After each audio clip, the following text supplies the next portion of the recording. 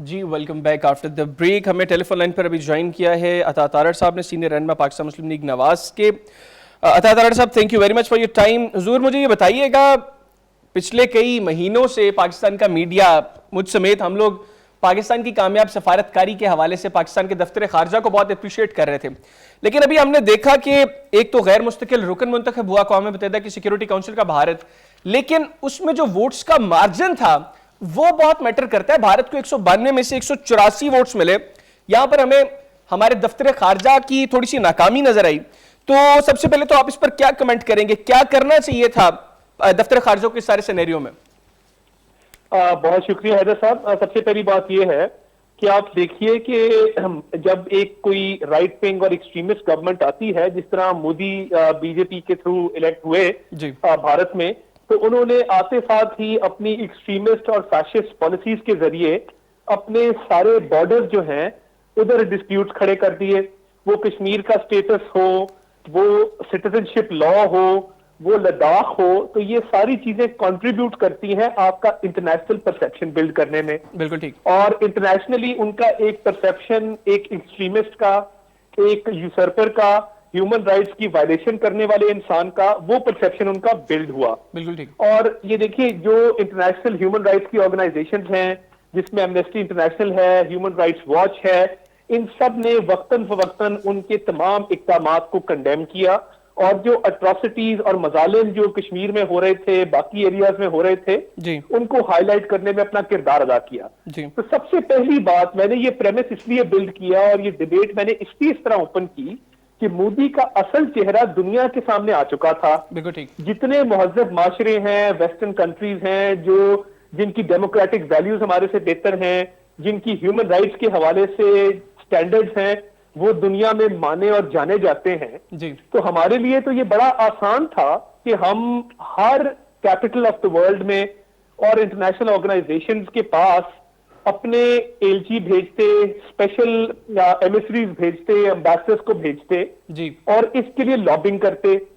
ये पहले भी, जब आपको याद होगा, जब United Nations human rights commission के अंदर ये मामला गया कश्मीर वाला जी, तो वहां ये डिफीट हुआ था। हमारे पास वहां भी मौका था कि हम लॉबिंग करते, मगर अफसोस के साथ कहना पड़ता है कि शाह महमूद कुरैशी साहब पहले भी फॉरेन मिनिस्टर रहे हैं जी। इमरान खान साहब की गवर्नमेंट तब भी लॉबिंग करने में नाकाम रही। सो मच सो कि जो मिडिल ईस्टर्न कंट्रीज हैं, जो अरब कंट्रीज हैं, जो मुस्लिम ममालिक हैं, उनको भी हम कायल करने में नाकाम रहे। तो मैं समझता ये हूं कि इस सारे प्रेमिस के ऊपर हमारे लिए आधा काम तो इंटरनेशनली जो मोदी का एक नेगेटिव इमेज है वो बिल्ड होने से हो गया था, ग्राउंड उसका ले हो गया था। हमने सिर्फ उस फाउंडेशन पे अपनी इमारत खड़ी करनी थी। तो ये हुकूमत ने उस पर फोकस नहीं किया। आप कश्मीर के मामले को देखें, वो जो आधा घंटा जुम्मे वाले दिन खड़े रहने की पॉलिसी थी जी, वो एक बिल्कुल मजे का खेस पॉलिसी थी। वो भी एक जुम्मे के बाद खत्म हो गई जी, खत्म हो गई। यानी आप सफारती एंड पे आपकी सीरियस एफर्ट है नहीं, और लोकली भी आप एक इस तरह की पॉलिसी लेके आ रहे हैं जिसपे आपने खुद अमल दरामद नहीं किया। तो मैं समझता हूं कि ये डिप्लोमेटिक हमारा फेलियर इसलिए है कि इसमें लॉबिंग करना, इसमें इंटरनेशनल ऑर्गेनाइजेशंस को इन्वॉल्व करना, मुख्तलिफ ममालिक में अपने असर रसूख को इस्तेमाल करना, ये गवर्नमेंट ऑफ द डे की जिम्मेदारी थी, और ये जिम्मेदारी उनको ऐसे तरीके से निभानी चाहिए थी।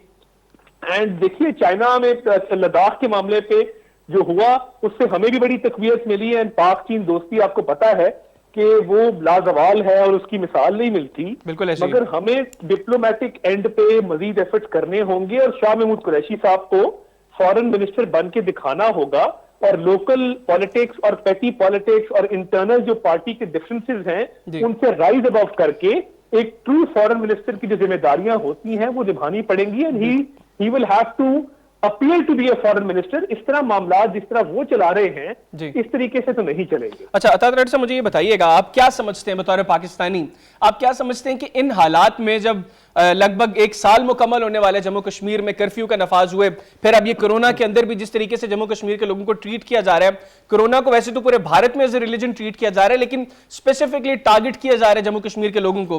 फिर अभी भारत जो है वो जम्मू कश्मीर की डेमोग्राफी चेंज कर रहा है, गैर कश्मीरियों की आबादकारी का सिलसिला परसों से वहां पर शुरू हो गया है, वहां पर डोमिसाइल्स उन्होंने इशू करने शुरू कर दिए हैं।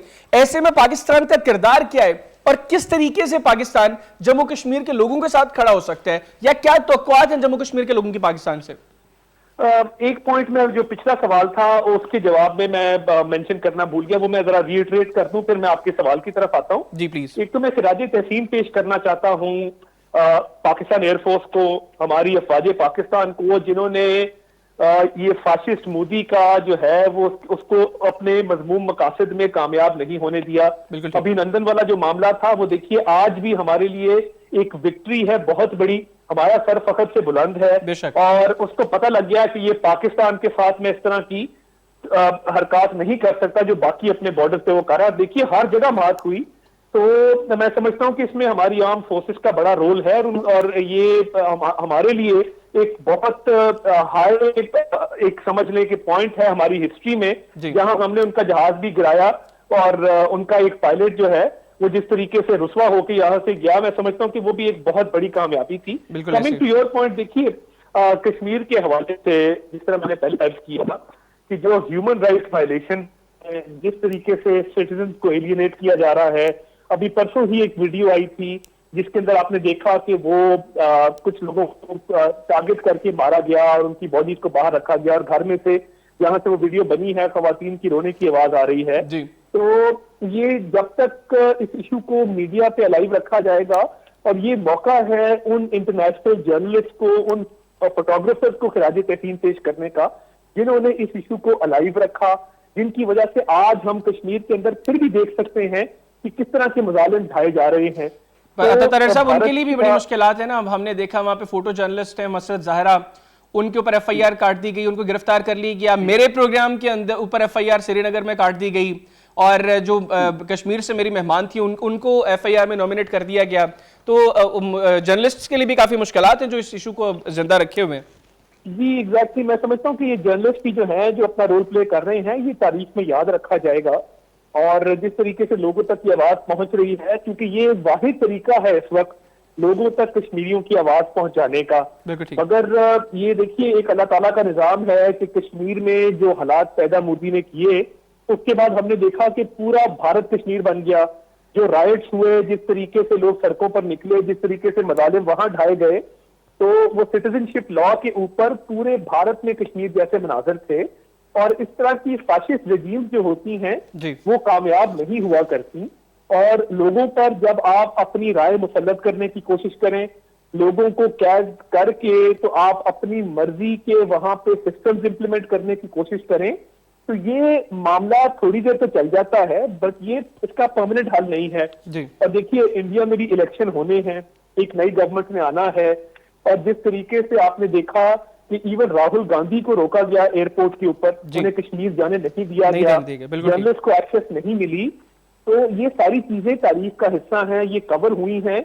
हमें कश्मीर पे आवाज अभी भी हर फोरम पे उठानी चाहिए, यानी ये आवाज दबनी नहीं चाहिए, क्योंकि आप देखते हैं कि जिस तरह टाइम गुजरता है चीजें नॉर्मलाइज हो जाती हैं, एक्सेप्टेंस आ जाती है, और उस चीज को उस तरीके से नहीं उठाया जाता जब वो शुरू हुई थी, जब उस वक्त उठाया गया वो टेम्पो नहीं रहता। समझता हूँ। अच्छा, एक आखिरी सवाल तातर से मुझे ये भी बताइएगा कि अभी हमने देखा कि सैयद फखर इमाम साहब जिस वक्त चेयरमैन कश्मीर कमेटी थे, कहीं ना कहीं कश्मीर कमेटी काम कर रही थी, गो कि अगस्त के बाद से जब तक वो चेयरमैन कश्मीर कमेटी रहे बहुत कम सेशंस बुलाए गए और उस तरीके से एक्टिवली काम नहीं किया, लेकिन बहरहाल कश्मीर कमेटी काम कर रही थी। अभी शहरियार अफरीदी साहब जब से कश्मीर कमेटी के चेयरमैन बने हैं, लोगों की तवक्कुआत ये थी कि वो अच्छे से कश्मीर केस को प्रेजेंट करेंगे, वो बोलेंगे, लेकिन जब से वो कश्मीर कमेटी के चेयरमैन बने वो तो गायब हो गए हैं। तो एक तो उनको बतौर चेयरमैन कश्मीर कमेटी पाकिस्तान मुस्लिम लीग नवाज समझती है कि ये ठीक फैसला है पाकिस्तान तहरीक इंसाफ का, और दूसरा ये कि वो तो हमें किसी जगह पर कश्मीर के हवाले से बात करते नजर नहीं आ रहे। देखिए जो लोकल पॉलिटिक्स है, मैंने जिस तरह शाह महमूद कुरैशी साहब के लिए किया और बड़ी मुद्दमाना गुजारिश की कि उनको फॉरेन मिनिस्टर बनना पड़ेगा और इन इश्यूज पर तवज्जो देनी होगी। इसी तरह कश्मीर कमेटी आपकी जो हाउस कमेटीज हैं, जो पार्लियामेंट की कमेटीज हैं, उसमें बहुत अहम तरीन कमेटी है और वो तकरीबन मिनिस्ट्रियल कमेटी है और उसको बहुत सारे इख्तियारात हासिल हैं और उस फोरम से आवाज ना जाए, उस फोरम से इंटरनेशनल ऑर्गेनाइजेशंस को अप्रोच ना किया जाए, उस फोरम से डिप्लोमेटिक आपके ये डेलीगेशन ना भेजे जाएं, उस फोरम से कोई, अभी देखिए हमारे दौर में मुझे याद है यंग पार्लियामेंटेरियन फोरम, एक फोरम है पार्लियामेंट का YPS, उसमें हमारे जो यंग MLA थे उन्होंने कश्मीर कॉन्फ्रेंस का इनेकाद किया।